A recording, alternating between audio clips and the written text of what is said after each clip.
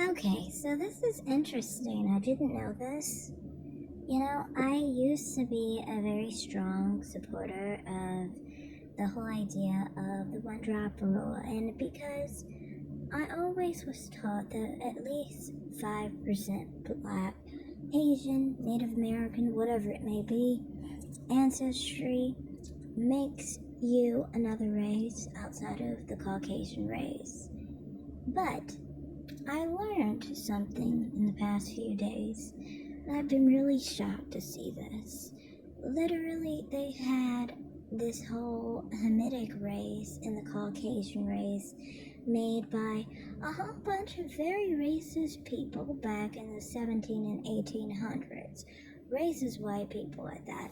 And they understood that these people were basically like East Africans, like the Beja, I think they did the Nubians, the East Africans, like the Oromo and the Danakil or something like that, and some other people like that. Also, there were some other people that were included, like Fula, Tubu, and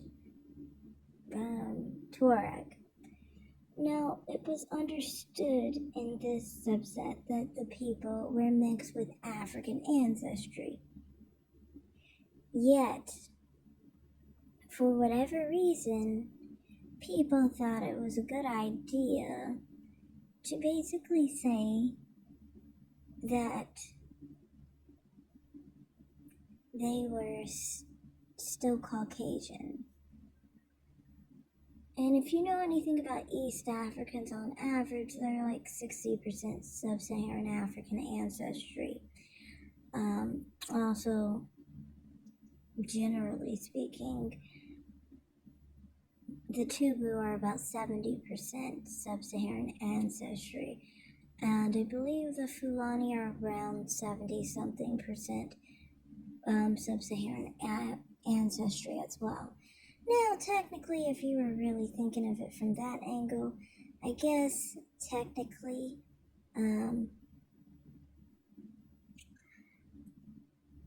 Fulani and Tubu and Tuaregs are native to North Africa because it's that area in the Sahara. It's not sub-Saharan or whatever.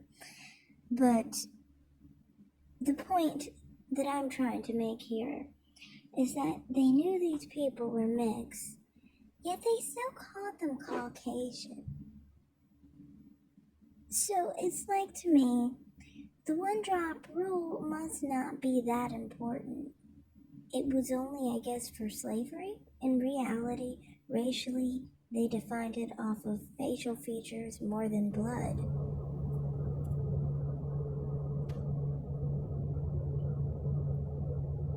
I think also another thing that is really interesting is the fact that race is defined by features, which I already said all along, and that color is not specifically what defines it.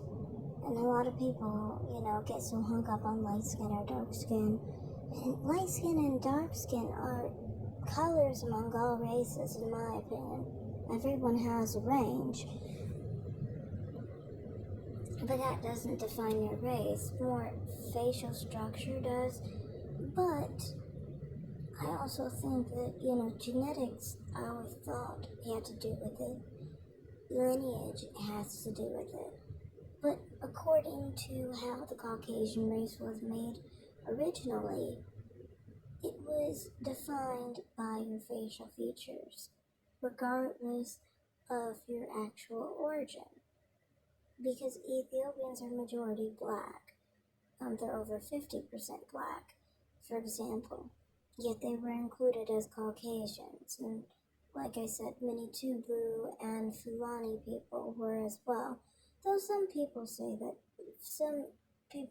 think Tubu and Fulani people have an ancient Eurasian heritage, which is why it can't really be compared to modern Berber selections anyway. The point is, everybody knows all these populations have sub-Saharan African ancestry, yet they were put as Caucasian by racist white people of the 1800s. So that's to the mixed race people who always say the one drop rule doesn't exist. You're right in that. But it's not just the one drop rule, because it's also including people in the 60 to 80% range. So even then, it wouldn't particularly be a 50% occurrence. Apparently, if they had Caucasian ancestry while looking like they have facial structure like a Caucasian, they were put as Caucasians. So Caucasian morphology, basically. But a lot of the time, a lot of mixed race people don't have the morphology of white people.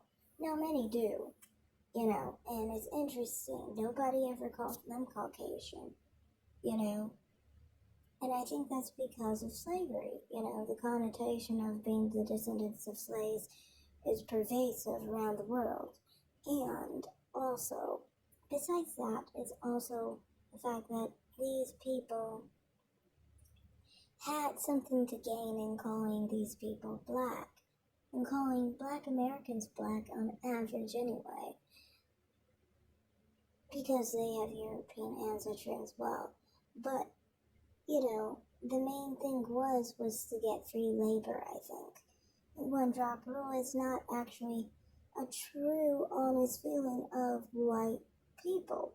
I always thought that it was. I thought that that's how they naturally felt about people who are mixed, because they don't look like them. But you see, they can see commonality in people who have 60% sub-Saharan African in them, as long as their facial structure is similar to theirs. So that's just interesting. I can say now that I definitely do renounce the one drop rule.